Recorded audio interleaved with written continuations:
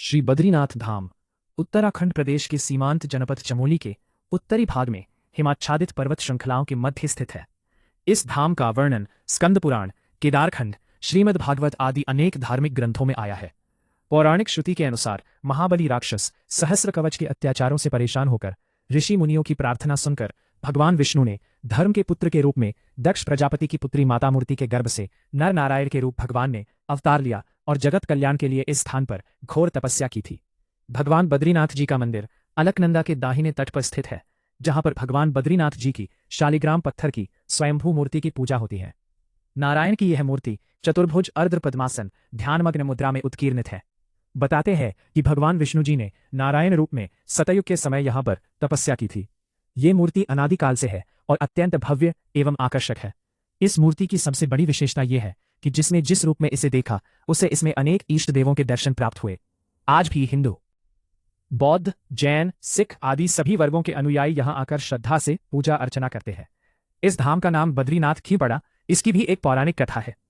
राक्षस सहस्र कवच के संहार से वचनबद्ध होकर जब भगवान विष्णु नर नारायण के बाल रूप में थे, तो देवी लक्ष्मी भी श्री नारायण जी की रक्षा में बेर वृक्ष के रूप में अवतरित हुई तथा सर्दी, वर्षा, तूफान, हिमादि से भगवान की रक्षा के लिए बेर वृक्ष ने नारायण को चारों ओर से ढक लिया। बेर वृक्ष को बद्री भी कहते हैं। इसी कारण से लक्ष्मीनाथ भगवान विष्णु लक्ष्मी के बद्री रूप से इस धाम का बरीनाथ कहलाया जाता है। सतयुग में यह क्षेत्र मुक्तिप्रदा, त्रेता युग में योग सिद्धिदा, द्वापर युग में विशाला और कलयुग में यह क्षेत्र बद्रिकाश्रम के नाम से विख्यात हुआ। पुराणों में एक श्रुति है कि जब द्वापर में भगवान विष्णु इस क्षेत्र को त्याग कर जाने लगे, तब देवताओं ने उनसे यही रहने का आग्रह किया। तो भगवान ने देवताओं के आग्रह पर यह संकेत दिया कि कलयुग का समय आने वाला है और कलयुग में उनके लिए साक्षात रूप से यहां निवास करना संभव नहीं होगा। किंतु नारद शिला के नीचे अलकनंदा नदी में स्थित नारद कुंड में उनकी एक दिव्य मूर्ति है। जो उस मूर्ति के दर्शन करेगा उसे मेरे साक्षात दर्शन का फल प्राप्त होगा। तत्पश्चात ब्रह्मादि देवताओं ने नारद कुंड से इस दिव्य मूर्ति को निकालकर भैरवी चक्र के केंद्र में विधिवत स्थापित किया। देवताओं ने भगवान के नित्य नियम भोग पूजा की व्यवस्था भी की तथा देवर्षि नारद जी उपासक नियुक्त किए गए।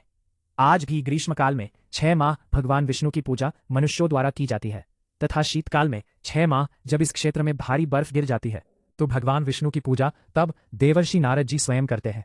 मान्यता है कि शीतकाल में जब कपाट बंद हो जाते हैं तो अखंड ज्योति जलती रहती है तथा नारद जी पूजा व भोग की व्यवस्था करते हैं। इसीलिए आज भी इस क्षेत्र को नारद क्षेत्र कहा जाता है। 6 माह बाद जब कपाट खुलते हैं तो मंदिर के अंदर अखंड ज्योति जलती रहती है, जिसके दर्शनों हेतु देश विदेश से श्रद्धालुओं की भीड़ कपाट खुलने के दिन से ही लगी रहती है।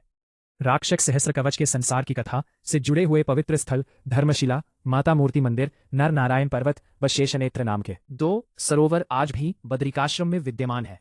भैरवी चक्र की रचना भी उसी कथा से जुड़ी है। ये पवित्र क्षेत्र गंधमादन नर नारायण आश्रम के नाम से विख्यात था और मणिभद्रपुर, माणा गांव वर्तमान में तथा नर नारायण व कुबेर पर्वत आज भी शोभायमान है। माणा गांव के निकट व्यास गुफा में महर्षि वेदव्यास ने पुराणों की रचना की थी।